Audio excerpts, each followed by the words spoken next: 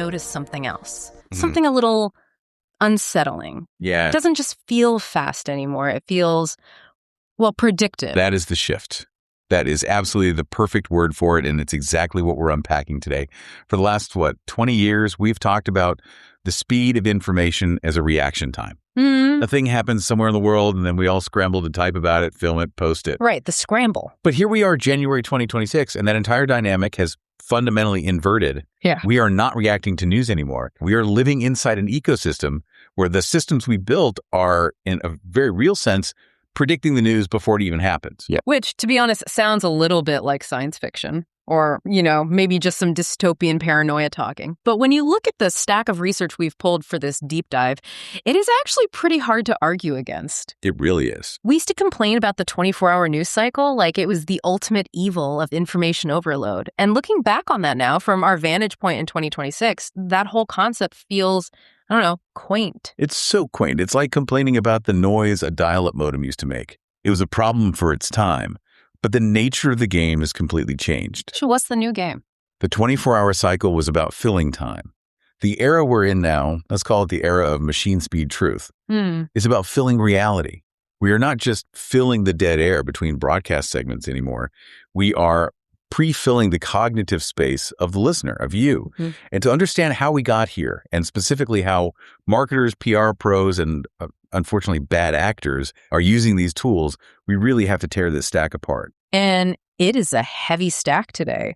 We're starting with some foundational stuff, looking at the definitions of the news cycle and this idea of digital rhetoric from Wikipedia, just to set the stage. Then we've got some pretty dense academic research from ArcCiv on generative AI in marketing, which explains the how behind the ads you're seeing every day. And on top of that, a very fresh industry outlook from O'Dwyer's on what public relations even means in 2026. Plus, a strategic breakdown from a group called Media Coverage Eye on a concept they call predictive influence, which I think is going to be the real light bulb moment for a lot of people listening. And because we can't ignore the risks, we are digging into a pretty serious security report from the GIFCT, that's the Global Internet Forum to Counter Terrorism, on how these exact same storytelling tools are being weaponized. Yeah. So the mission for today is simple, I guess. How did we get from the 24-hour cycle to machine speed truth? And in 2026, who is actually writing the story? Is it you, is it me, or is it the algorithm? That is the question. And to get there, I think we have to start by doing a quick autopsy. Yeah. We need to look at the corpse of the 24-hour news cycle to really understand why it died. Okay, let's unpack that. The 24-hour news cycle. I mean, we all know the cliche. It started with cable TV, CNN needing to feed the beast 24/7. Right, but let's dig into why that model broke everything. Historically, news had a rhythm. You had the morning paper, the evening broadcast, there was a digest period. A pause. A pause, exactly. You consumed the news, then you went about your day and you actually thought about it. There was a built-in gap for verification for context. Cable news it erased the gap. And the sources we looked at point to 1995, specifically the O.J. Simpson trial, as the moment the levee truly broke. 1995. Wow, that feels like ancient history. But that was the real shift, wasn't it? From reporting events to just filling airtime. That's it. Exactly. It wasn't just about covering the trial itself. It was about the endless speculation between the actual trial events. And this is what gave birth to what some academics, like Kovacs and Rosenstyle, they call it the journalism of assertion. The journalism of assertion. Yeah. So instead of the old model, verify, then publish, you assert something first, and then maybe you verify it later if you have time. The pressure was to say something, anything, to keep eyes on the screen. But here's the part I don't quite get.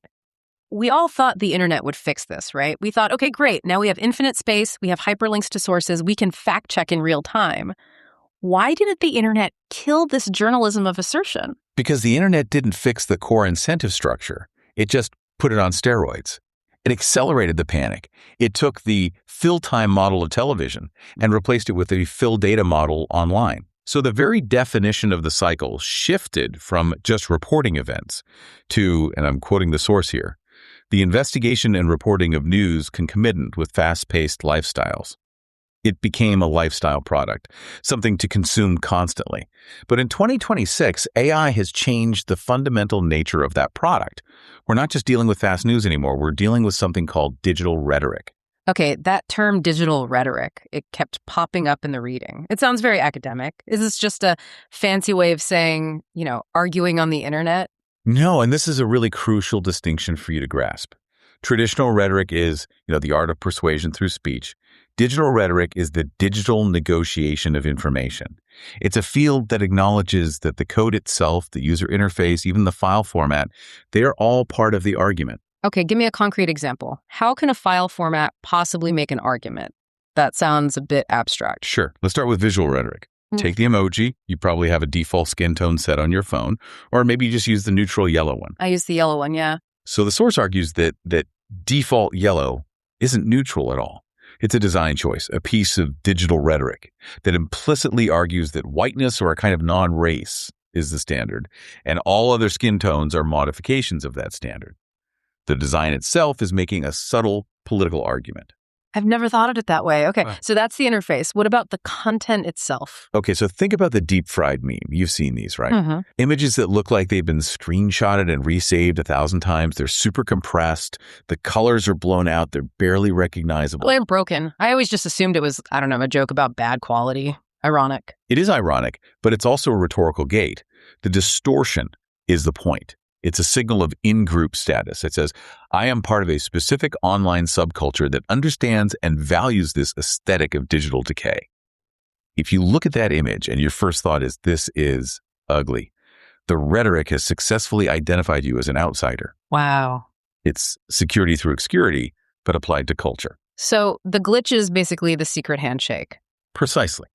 And then you get into something even deeper called procedural rhetoric. This is the idea that processes persuade us. The classic example in the literature is video games. Think about something like World of Warcraft back in the day.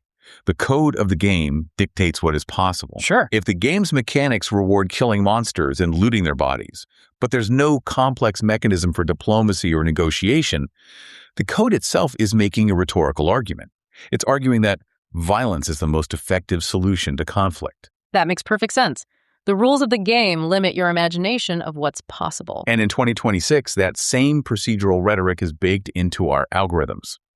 If your newsfeed algorithm is optimized to prioritize engagement, which, as we know, usually means outrage and anger, it is making a powerful procedural argument that anger is the most valuable human emotion. Which brings us to the last one, rhetorical velocity. This was the concept that really stuck with me from the reading. It is the defining communication strategy of our time. It's that critical. Rhetorical velocity is the strategic anticipation of recomposition. Whoa. Okay, in English, please. Right. In the old days, you wrote an article and you hoped people would read it start to finish. Today, you create content specifically anticipating how it's going to be cut up, screenshotted, remixed, mocked, and shared.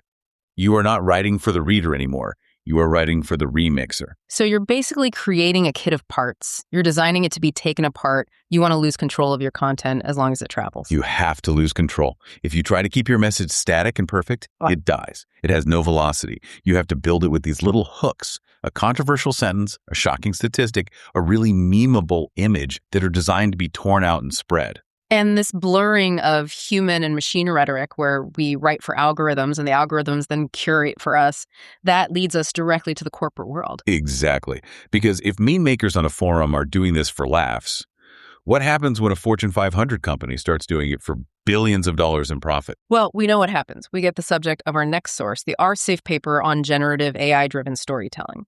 And I have to say, some of the numbers in here just caught me completely off guard. The paper mentions a projection made way back in 2022 that by 2025, 30% of all outbound marketing messages would be AI generated. That was the projection. And honestly, standing here in early 2026, that feels incredibly conservative. The adoption curve wasn't a curve, it was a vertical line. But the big shift that's described in this paper isn't just about the volume. It's not just AI can write more spam emails. It's a fundamental shift from data analytics to what they call narrative generation. Can you break down that distinction for us? Sure. For the last decade, marketing was all about the spreadsheet. Demographics, click-through rates, A/B testing. Male 1835 lives in the zip code, like sports. That's data. But data is cold. It's impersonal. The shift to generative AI allows companies to turn that raw data into detailed, actionable information by wrapping it in a story. So instead of just target male 1835, it's what exactly? Well, tell a compelling story about a young father in his early 30s who used to run track in college but now feels out of shape, and he wants to run a 5K for his daughter's school fundraiser. The AI doesn't just target the demographic, it constructs a complete narrative identity for the user to step into. And the source calls this hyper-personalization. It lists companies like Stitch Fix, Netflix, and Coca-Cola as the real pioneers here. Stitch Fix is the perfect example of this. They aren't just shipping you a shirt in a box. They're using AI to analyze your fit preferences, your style feedback, your purchase history, your Pinterest boards, and then they wrap that product in a narrative that says, we know who you are, and this shirt belongs in the movie of your life. And Netflix, too. I always think of their recommendation algorithm as just a sorting machine. But the source argues it's actually a storyteller. It is, absolutely. When Netflix recommends a new show, it's not just matching keywords or tags. It's telling you a story about your own taste. It's saying, because you watched The Crown, you are clearly the kind of person who appreciates complex historical nuance and high production values, so you will therefore love this new documentary. It reinforces your own identity back to you through consumption. But how does the machine actually do that on a technical level? The paper talks about RNNs and JANs. I know we have listeners who know their tech, but for the generalist, how do these systems write a story that actually makes sense? It's not just predicting the next word in a sequence anymore, is it? No, not at all. That was really the GPT-3 era. The paper discusses recurrent neural networks, or RNNs, and their ability to capture, flow and coherence in a narrative. But in 2026, we're looking at systems that are much closer to reasoning models. They're the successors to things like OpenAI's O1 model that came out. Reasoning models, what does that mean? It means these models don't just predict the next word. They actually plan the entire narrative arc before they write the first sentence. Wait, are you saying the AI is making an outline? Effectively, yes. It holds the concept of a beginning, middle, and end in its context window simultaneously. It knows where the punchline of a joke needs to land in paragraph 3 before it even writes paragraph 1. And that's why the stories they generate feel so uncannily human. They have intent, or at least a very convincing simulation of it. That is both impressive and slightly creepy. Simulated intent. And when you combine that narrative capability with powerful visual tools like Adobe Firefly, which the source also mentions, you get what they call storytelling at scale. The stated goal isn't to replace human creativity, of course. Of course not. The official line is that it's all about augmenting creative work. But the practical result is that every single interaction you have with a major brand now feels uncannily and sometimes uncomfortably personal. Okay, so marketers are using AI to tell better, more personal stories. That makes a certain kind of sense. But this next source, this is the one that really spun my head around. The strategic breakdown from Media Coverage Eye on predictive influence. This is the strategic pivot. I really believe that if you only take one single thing away from our entire deep dive today, it should be this concept. So the source makes this bold argument that the future of influence isn't about being louder anymore, it's about being earlier. And it introduces this concept of the silent window. The silent window. It is that crucial, completely invisible phase between nothing happening and everything happening. In the old reactive model of PR, you waited for the headline to break, for the story to start trending, and then your team jumped in and tried to spin it. You try to be loud. But the source says if you wait for the headline, you're already dead. You lost. You are dead because the digital infrastructure has already calcified around a narrative. By the time a topic is trending on X or showing up in major news headlines, the Google Knowledge Graph has already decided who the primary authorities are. The AI-powered search summaries have already picked their citations. If you aren't already baked into that core infrastructure before the spike happens, you suffer what the source calls an invisible loss. You just don't exist in the conversation. Okay, so this predictive influence is about finding that silent window before it closes. But how? Is it just sophisticated guessing?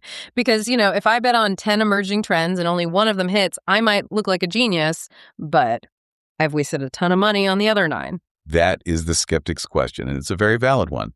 But it's not guessing. It's about using AI to detect what they call semantic density. Semantic density. Okay, break that down for me. The AI isn't looking for raw volume. 1 million people talking about a celebrity is just noise.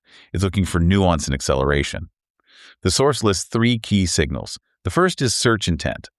But again, it's not how many people are searching for the Super Bowl. It's detecting a sudden, highly localized spike in very specific, often technical questions. Give me an example. Like what? Okay, so let's imagine an AI detects that 500 people, all within a 20-minute window, suddenly start searching for variations of the phrase, how to bypass agentic lock on the new iPhone 18.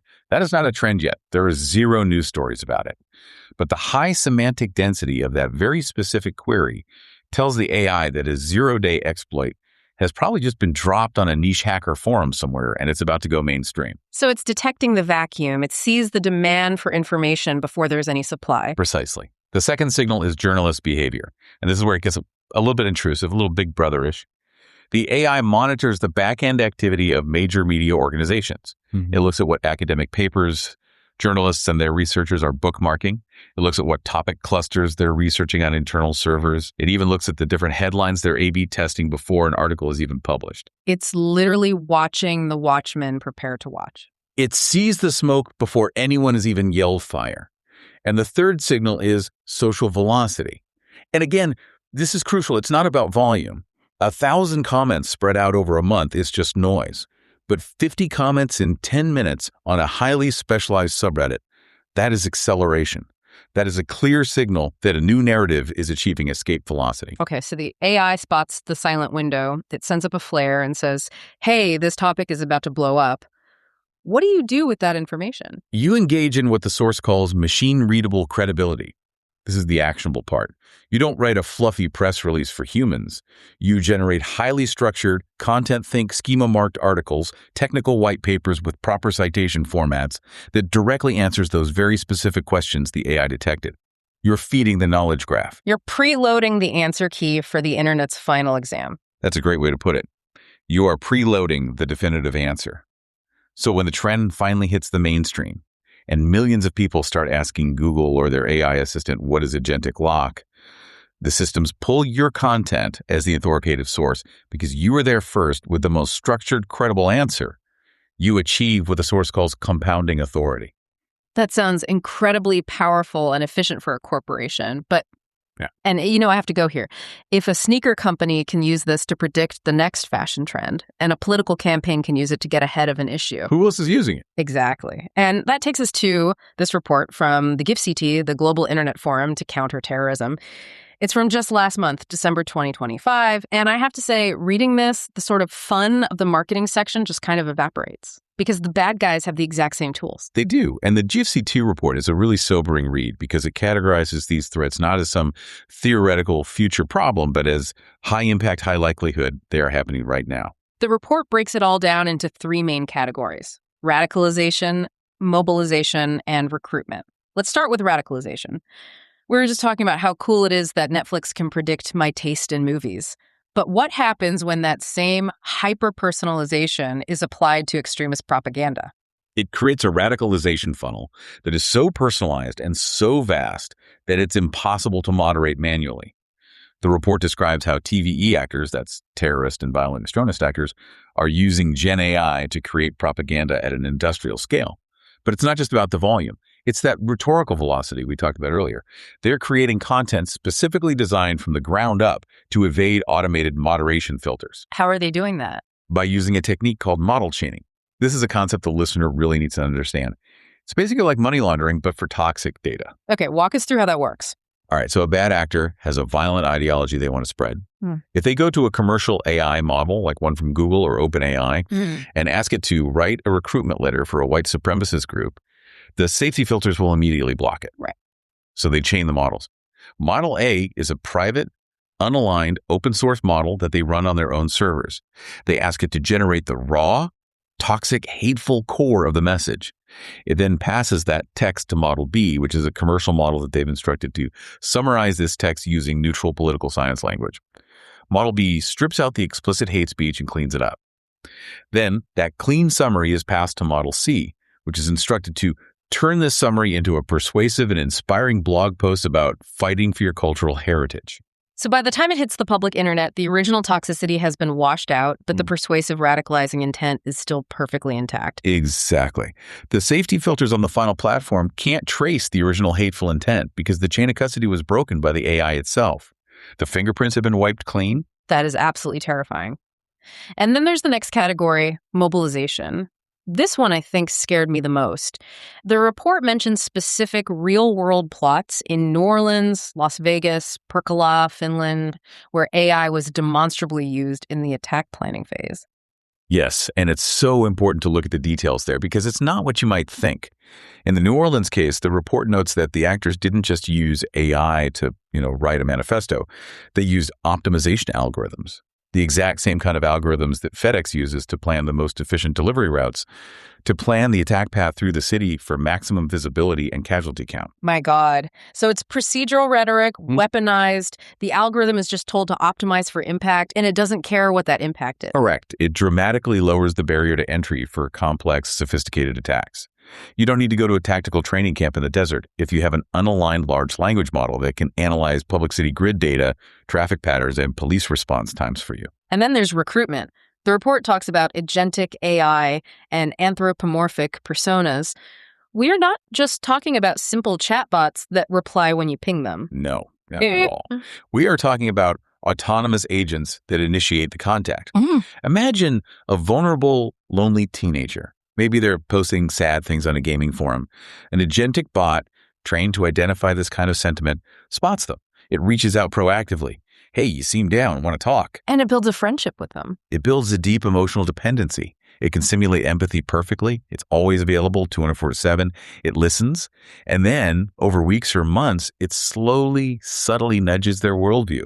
It isolates them from their real-life friends and family and aligns them with the extremist ideology. It's automated, scalable grooming. And because it's AI, it can be doing this to 10,000 vulnerable kids at the exact same time. With a personalized, unique script for every single one of them, tailored to their specific psychological vulnerabilities. So, is there any defense against this? The report does list some mitigation strategies, red teaming, safety by design, but is any of that really enough? The industry is certainly trying. Red teaming is basically hiring ethical hackers to attack your own AI to find the flaws before the bad guys do. Microsoft has something called Prompt Shield. There are new agent-to-agent security protocols being developed to stop AIs from deceiving each other. But the fundamental problem is what the report calls regulatory asymmetry. Which means what? It means that the internet has no borders, but our laws do. A bad actor in the West can just host their malicious agentic infrastructure on a server in a jurisdiction that has very loose or non-existent AI regulations. It's a global game of whack-a-mole where the mole can teleport instantly to a different hemisphere the moment you try to regulate it. This all feels incredibly heavy. On one hand, we have marketing AIs predicting our every consumer need, and the other, we have terrorist AIs predicting our every psychological vulnerability. It really feels like the human element is just being squeezed out of the equation entirely. It does.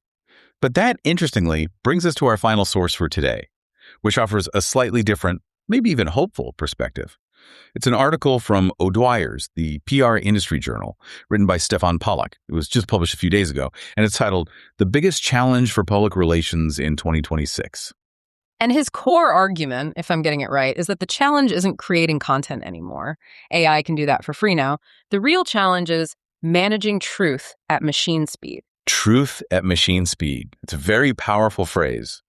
He argues that in 2026, truth isn't a static object you can just point to. It's a supply chain. It's something that has to be managed and defended in real time. He uses that specific term, truth supply chain. I have to be the cynic here for a second. Does that just mean better spin? Is he just saying we need a supply chain to get our version of the story out faster than the other guys? That is a completely fair critique. And in the wrong hands, of course, it is just high-speed spin. But Pollack's argument is that without a dedicated, operational truth supply chain, simple, verifiable facts don't stand a chance against the kind of AI-powered model chaining and coordinated disinformation we were just discussing. So how does a truth supply chain actually work in practice? What does that look like? A big part of it is a strategy called pre-bunking. Pre-bunking. So debunking a lie before the lie even happens. Yes, it's like a vaccine for misinformation. You use that same predictive influence technology to anticipate the likely vectors of misinformation and disinformation that will target you. And then you proactively educate your audience about it before the lie starts to circulate. You put out content that says, you might start to hear X, but it's important you know that the verifiable data shows Y. If people understand how they might be manipulated, they are far more resistant when the manipulation finally arrives. And he also mentions these rapid reality units, the idea of integrating legal, data, and communications teams. It sounds less like a PR department and more like a corporate war room. In 2026, for a major brand, communications is a war room. Can't take 3 days to verify a fact with your legal team anymore. It's too slow. By then, the lie is already a reality for millions of people. You need integrated systems to authenticate content and deploy counter-narratives instantly. But, and this is the twist in the article I really liked, he also argues that in a world drowning in infinite, cheap AI content, the value of the real goes up exponentially. The premium on human verification. It's a fascinating counter-trend. Pollack predicts the major return of the in-person event, not just for networking, but as a story capture engine. Because a live handshake is the one thing you can't deepfake. At least, not yet. Exactly. Every panel discussion, every live interview, every unscripted Q&A, every handshake is proof of life. And we're already seeing what he calls trust signage. At conferences, posted policies, explicitly verifying that what you are seeing and hearing is real. Disclaimers at the start of a speech saying, this event is not using deepfake technology. It's almost dystopian that we need a sign to tell us this speaker is a real human being, but I guess that's just where we are. It's the necessary friction of trust in 2026. And for individual thought leaders, his advice is really interesting. Act like an editor-in-chief. Don't just churn out more content. Own a specific, defensible point of view that is backed by your own proprietary data. Because general knowledge, commodity knowledge, AI has that completely covered. The only thing an AI doesn't have is your specific lived experience and your unique proprietary data. The future of influence sounds like a human voice telling the truth. I really like that line from the piece. It resonates, doesn't it? Authenticity is starting to win out over high production value. If a video looks too polished, too perfect, our brains are now being trained to instinctively suspect that it's synthetic. But if it's a little rough, if the lighting isn't perfect, if we can hear the person take a breath, we trust it more. Which is just so ironic. We spent an entire century perfecting broadcast quality, and now bad quality is becoming the new seal of authenticity. We've come completely full circle. So let's try to wrap this up. We have traveled a really long way in this deep dive. We went from the death of the slow, reactive 24-hour news cycle to this new world of proactive, predictive influence. We saw how digital rhetoric is shaping our reality through the very code and design of the platforms we use. We saw how marketers are using these new reasoning models to plan out entire narratives that feel hyper-personal to each of us. And then we saw the dark mirror of that, how bad actors are using the exact same tools to automate radicalization on a massive scale. And we finally landed on this idea of the truth supply chain, the notion that the only real defense is to be faster than the lie and somehow more human than the bot. It all brings us back to that core concept from earlier, that silent window. Right. And this is the thought I really want to leave you, the listener, with.